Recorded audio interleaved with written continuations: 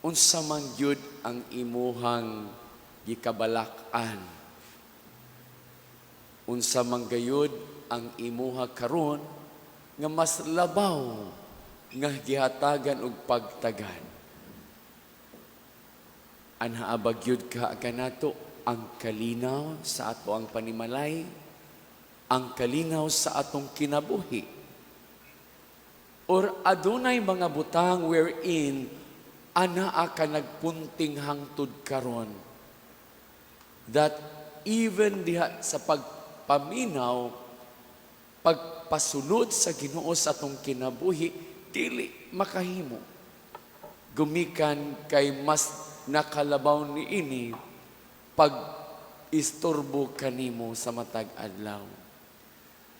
My dear brothers and sisters in Christ, in our gospel today, gipakita dinhi kung unsa gayud ang balor nga atong angayan nga ipadayag or ihatag nga na sa Ginoo. Klaro kayo kini.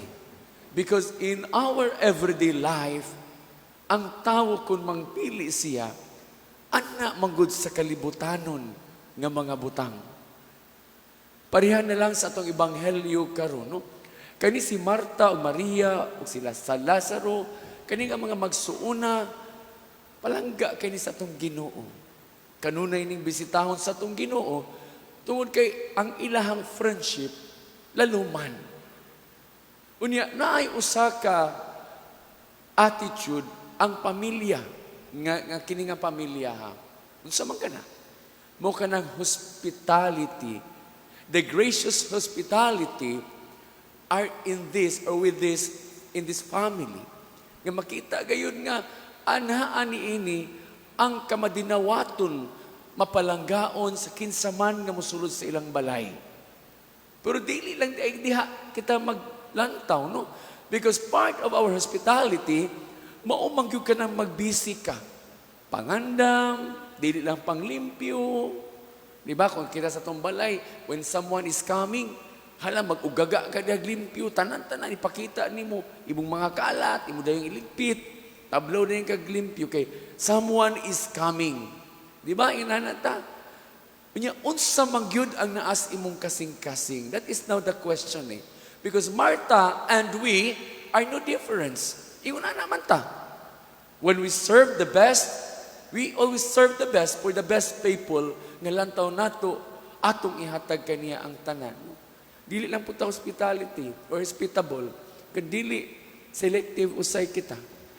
Kung mga big time gani ang bisita sa balay, si congressman, si mayor, hala, ugaga ka diya na yung tanan, no? Lampaso ka diya. Liguon yung balay og sunrocks. Ha, imubuhaton ang tanan.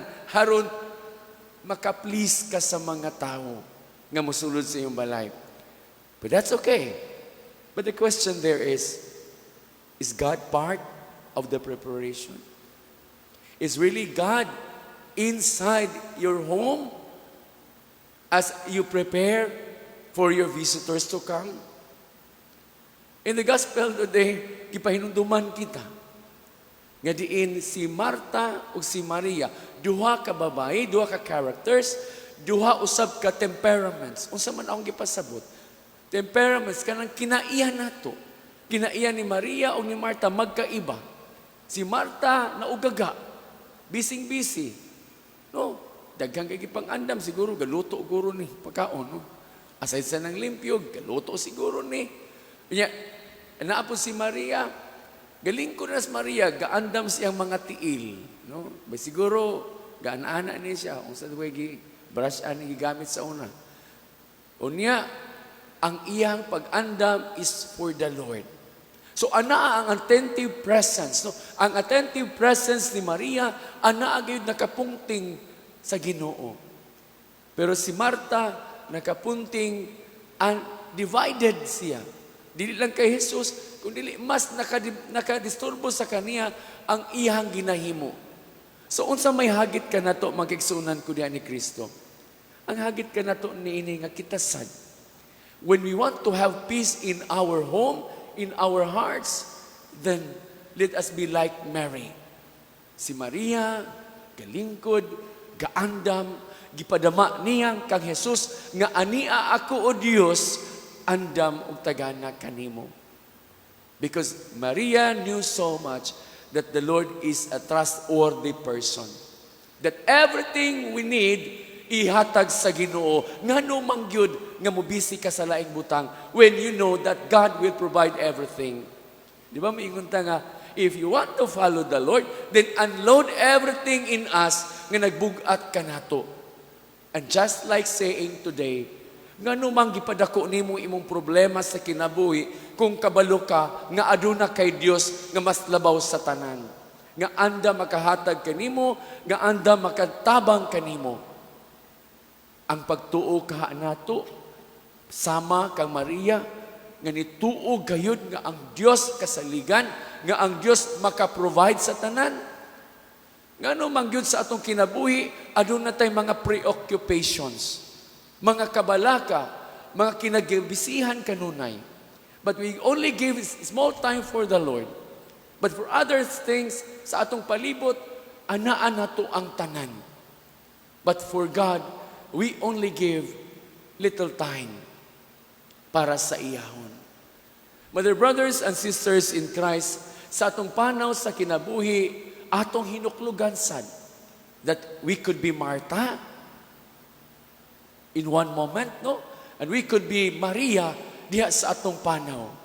Kay usahay ra ba kita nga mga kasuunan, mga tao o mga sumusunod ni Kristo, maayo ra mo istorya, maayo ra mo padayag sa iyong kagalingon, maayo ra mo pakita how faithful we are in every community where we gathered with.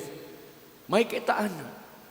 Pero ang atong kinahiladman, do we really have peace?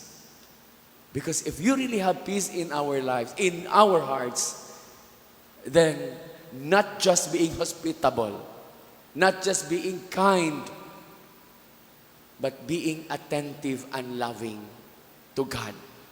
Because when we are attentive and loving to God, the peace will reign in us. The peace will always be filling in our everyday life. Kay ang Diyos nag-uban man kanato. Ang Diyos anaaman kanato. Kadaghanan kanato, mituo ako kanimo, Lord. Mituo ako kanimo, Jesus. Musunod ako kanimo, Jesus. Pero ang kabilang tiil na ito, lain ang gikaka. Mura pagkapanikad sa laing butang. Di ba, kabantay ta? Sa atong pagkikinabuhi. Yes, Lord, yes, Lord. Pero ang tiil gakaka sa laing butang. Lain nga gipanghuna-huna ug unsa man gayud ang priority. Usay gani bisag nagsimba ta, we keep on doubting the Lord. Bisag gani every day nagtuo ta sa Ginoo, but we keep on asking, questioning the Lord's capacity. Ihatag nimo ni Ginoo. Nga naman si kuan Ginoo na we compare, no? So there's now the problem. So we are reminded, my dear brothers and sisters in Christ, that as we journey, you are journeying not because we want to be hospitable. We are journeying because we wanted to walk with the Lord. That in our traveling with the Lord, makaingon ka, Lord, I want you nga ma-feel nimo akong presence. I want you nga ang akong kinabuhi, attentive kaay ko kanimo. Despite and in spite of the many invitations outside my home, ikaw lang gyapon ang akong mas priority. Because in you, O Lord, anaa ko ang kalinaw, anaa ko ang kalipay. Anaa ka man, nag-uban ka nako, ug sayod ako, nga dili ko nimo bihaan. Now, kung sayod ka nga dili ka bihaan sa Ginoo, nganuman nga dublikara ka. Nganuman nga dublikara ka sa panahon, diin ikaw gitawag sa Ginoo. Usahay okay, usahay dili. The orong sulong attitude will normally covers us kay nganuman. Dili ta parihan ni Maria nga iyang pagtuo gayud labaw sa tanan. Matud pa sa Ginoo. Nganuman sa ubang butang ka, maghatag og daghang panahon. Nga ang maghatag lang ng gayud nimo sa tanan, mao lamang gayud ang Ginoo. Now if you believe nga ang Ginoo maghatag sa tanan, nganong gipadako ang problema. Nganuman nga naalayig ang ubang membro sa pamilya. Nganuman nga gaisog ka sige. Nganuman sige kag kasuko. Sige kag pangasaba. Sige kag pamalikas. Sige ka og unsa man hisgot ka sa imong pamilya, panginsulto. Nganuman kay gipadako nimo ang imong garbo, ang imong kinaiya.